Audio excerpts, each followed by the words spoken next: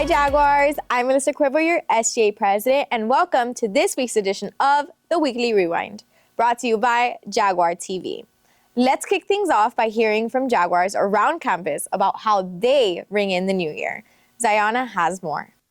Thank you. With the new year underway, students and staff are setting goals and continuing traditions to help them start fresh. As the new year begins, students and teachers across campus are reflecting on the year behind them while honoring cultural traditions that symbolize renewal and fresh starts. We just hang out, we play a couple of games, and then once it hits 12, we just eat a bunch of grapes as our little New Year's resolution act. Since I am Haitian, we typically have a tradition of eating a soup that's called soup jumu on New Year's Eve, just to celebrate Haitian independence. From family customs passed down through generations to personal goals for the months ahead, this time of the year encourages growth and reflection. I started partying and going out more with my friends, which I really wanted to do because I felt like I was just sitting at home. While many view the new year as a turning point, some teachers offer a different perspective, reminding students that every day is an opportunity to improve, learn, and start again. Every day is a big day. Every day is a big deal. We wake up the next day, take our breaths, fulfill our duties. Yeah, that's, to me, is a big deal. I got up this morning, that was a big deal. I made it through last year, that was a big deal. As the year continues, one thing is clear. Setting goals helps create motivation and direction. Whether big or small, these serve as a reminder that growth doesn't only happen on January 1st, but every day of the year. So yeah, either I'm gonna make it all big or nothing small. As the year continues, these goals and traditions may be the key to a successful year. Back to you. Thanks, Zayana. It's always interesting to see how different traditions bring people together. Now let's take a closer look at one of our most active service clubs here at MLEC. Rosemary has the spotlight on Key Club. Thank you, Melissa. Today, we will be talking about Key Club. Key Club is an organization for high school students. It focuses on leadership and community service. Key Club's main goal is to give students opportunities to serve their school and community while building leadership skills. Throughout the year, the club plans different events based on community needs and member ideas. Some of these events can be important and leave a strong impact on the people involved. Being part of Key Club also helps students grow by teaching them responsibility, teamwork, and leadership. In Key Club, we organize and choose our events throughout the year based off of our school needs, our community needs, and just the overall main themes in Key Club International, because it is an international organization. The main goals of Key Club are to encourage leadership, build character, and just promote service to the community. The most meaningful event that I participated in was Angel Tree and Cookies with Santa. I honestly like helping the kids get presents that they couldn't afford for themselves, and seeing the smiles on their faces once I give them the toys was amazing, honestly. Key Club gives students a chance to grow as leaders and make a difference. Members can use skills that they can use in school and in the future. Back to you, Melissa. Thank you, Rosemary. Key Club continues to make a real difference, both on campus and in the community. Switching gears now, one of the biggest sporting events of the year is right around the corner. Jaden breaks down the excitement and expectations surrounding the Super Bowl. Thank you, Melissa. February is coming up, and that means it's time for another Super Bowl. The countdown is on. The Super Bowl is almost here, and the nation is ready for the biggest night in football. 2 teams, 1 championship, and millions watching as the Lombardi Trophy is on the line. We asked fans who they think will take the trophy. Let's hear their picks. Okay, I got the Patriots and I got the Rams, and the Patriots are going to win the Super Bowl.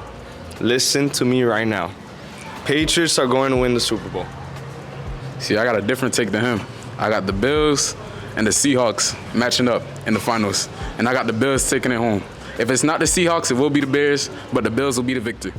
I think it's a toss-up this year. I think there's not a very dominant team in the playoffs this year, so I think it could be it's up for grabs for anybody. The two teams I think will make it towards the end, I believe, would be the Denver Broncos versus the Los Angeles Rams. The Bills. I personally think the Bills are going to win because last time I bet on the Seahawks, they sold my ticket. You wish the best for the teams that's fighting for the championship? Back to you, Melissa. Thanks, Jaden. Whether you're watching for the game, the commercials, or the halftime show, the Super Bowl always brings people together. Next up, let's check in on another club that focuses on health, motivation, and staying active. Izzy has more on Fitness Club. Thank you, Melissa. Fitness Club has been gaining a lot of students' attention. Let's get a closer look on why. Every Wednesday, Fitness Club gathers in the weight room inside the gym getting a good workout. So we're outside of the classroom, outside kind of the school spectrum of time, and we're able to kind of focus on something different other than education. Students from all grades help each other in many ways. Whether you're struggling with form or practically a pro, many memories are created between sets. I always love hanging out with the members. It's a very good community. All the people are very nice, very open to ideas. And when I'm sharing my ideas and workouts and stuff like that, it definitely brings me a lot of joy. Our Jaguars get to see each other grow physically and emotionally as they meet up doing what they love. Make sure to check out the gym on Wednesdays to get a good workout. Thank you, Izzy. It's great to see students finding ways to stay active and support each other. Now it's time for something a little lighter. Marley is back with a segment where we break down what everyone's talking about. Here's We Heard a Rumor. Thank you, Melissa. I'm Marley, and this is Amaris. And recently, you would see Vashti here doing the podcast and the entertainment segment, but she passed the torch on to me since she's a senior and she's leaving.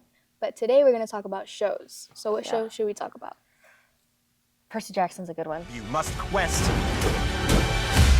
to the Sea of Monsters. Sea of Monsters, at least book-wise, has always been one of my favorites. Mine too. And so far, they're doing really well on it. Even though some changes are definitely sad, it's still so good. And it's just so different also compared to the first season. Like, I feel like I'm watching a whole, like, new show. But it's accurate. I feel like I really appreciate the accuracy from the books. I really like that. The new addition of Tyson. Yes. What do we think about Daniel?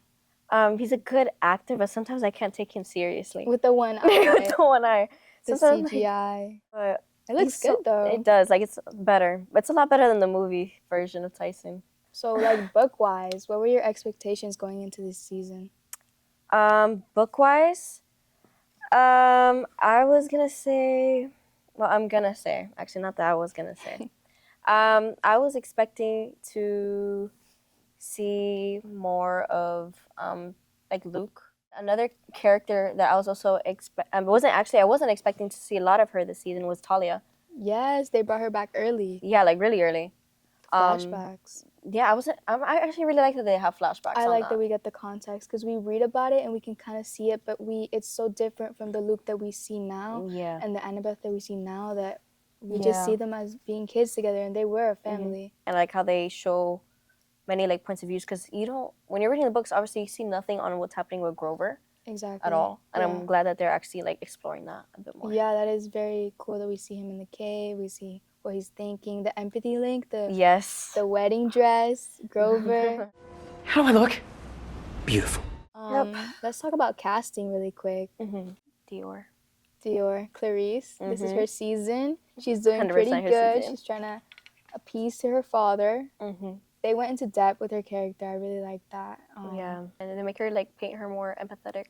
Exactly, because in the books it's so easy to hate her. Yeah. In the show we see that there's a reason for it. Like you can see the intentions, like exactly. Like as she's thinking, you could tell like what she's thinking. So all that goes to say, so do we want the show to be more book accurate or have some differences? What do you think?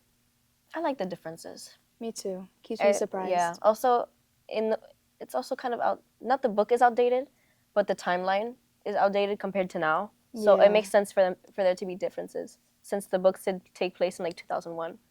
True. So. Okay, that's it. Thank you guys. Go stream season 2 of Percy Jackson. Thank you, Melissa. Back to you. Thank you for tuning in to this week's edition of the Weekly Rewind. We hope you enjoyed catching up on what's happening around campus. Until next time, stay involved, stay informed, and as always, don't forget to roar with excellence.